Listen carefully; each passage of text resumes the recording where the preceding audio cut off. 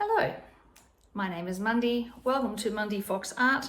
Today I thought I'd do something, a bit different. I'm going to show you my behind the scenes in how I get my canvases ready to do an acrylic pour. So I'll quickly show you. This is my canvas. It's about 1 foot square or 30 centimeters square. The reason I use square is because it means that there's no right or wrong way to have the canvas on the wall when it's done. You can even, because it's equal sides, you can even hang them on the corners, and I've actually done that a few times around my own place. So that's the reason why I like a square canvas. But anyway, I need to show you how to make this canvas ready to pour. The other thing I'm going to do a bit later on is show you how I mix my paints. I'm going to give you my trade secret about how to mix your paints, all right? So bear with while I change the camera angle and I'll show you what to do with the canvas. The first thing I do to get my canvas ready is turn it upside down, and I have some painter's tape here. Now I've just got this from a paint store. It's just the stuff that's supposed to help paint not bleed. I just quickly put it around all 4 of the sides. It's very quick, as you can see. Now it doesn't completely stop the bleeding because there's an awful lot of paint that gets that drips when the paint is being poured on, but at least it means that it's not too messy underneath, and it also means that there is enough white space left over to at least sign and date and name the painting.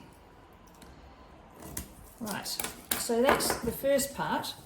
The second part is to make it so that it's off the surface, otherwise it's literally going to drown in the paint. So I have some thumbtacks that I've used, and I just basically squish it into the corner so that there's a bit of a gap between the canvas and the tray surface, and yes, means it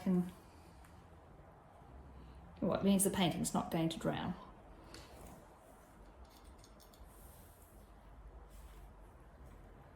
And that's basically it. And now this is the important bit, how to create the acrylic pour paint. I have here some not very expensive Montmartre acrylic paint, and basically I pour it into, or squeeze the entire tube into a plastic bottle.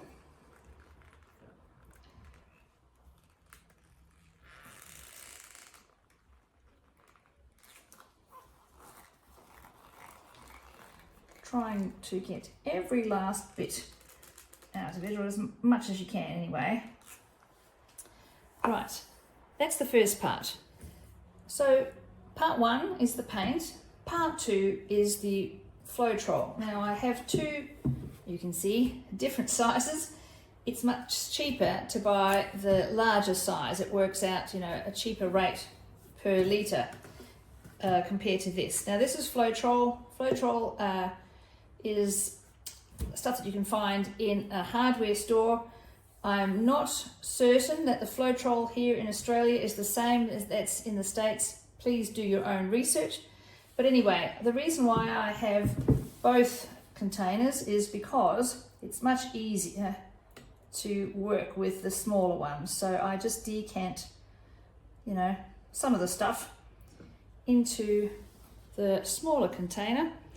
Now please note, I've given both of the Floetrol containers a jolly good shape first. All right, so now you need some scales, and basically you weigh the paint and the bottle, and now we know that this did have 75 mils in it, so it's double what that is. So that's 75 mils, so this should be 150 mils of the Floetrol into the plastic bottle.